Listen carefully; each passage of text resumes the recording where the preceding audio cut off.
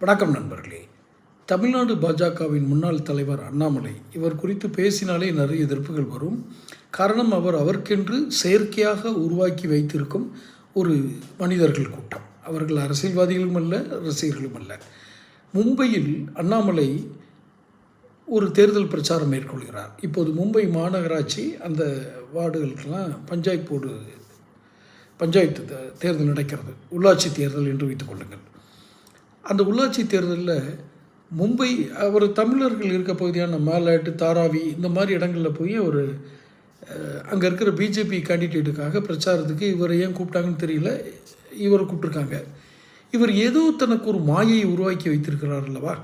இவருக்கு ஏதோ இந்தியா முழுக்க ஒரு பெரிய ரசிகர்கள் கூட்டம் இருப்பதாக ஒரு மாயை. இதெல்லாம் டிஜிட்டல் உலகத்தில் அது யார் வேணாலும் உருவாக்கலாம்.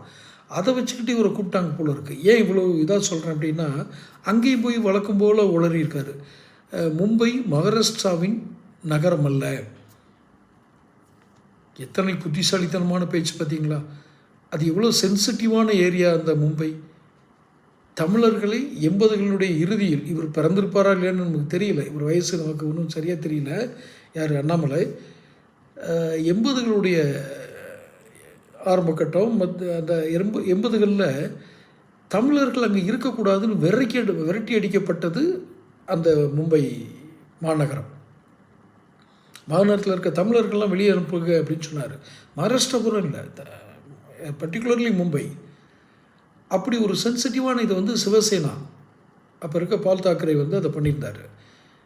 விரட்டி அடிக்க தமிழர்களுக்கு எதிரான போராட்டங்கள் வெடித்தது. அப்படிப்பட்ட ஒரு இடம். அங்கே போய் எவனாவது அறிவு இருக்கிறவன் இப்படி பேசுவானா? மும்பை மகாராஷ்டிராவை சேர்ந்ததில்லை.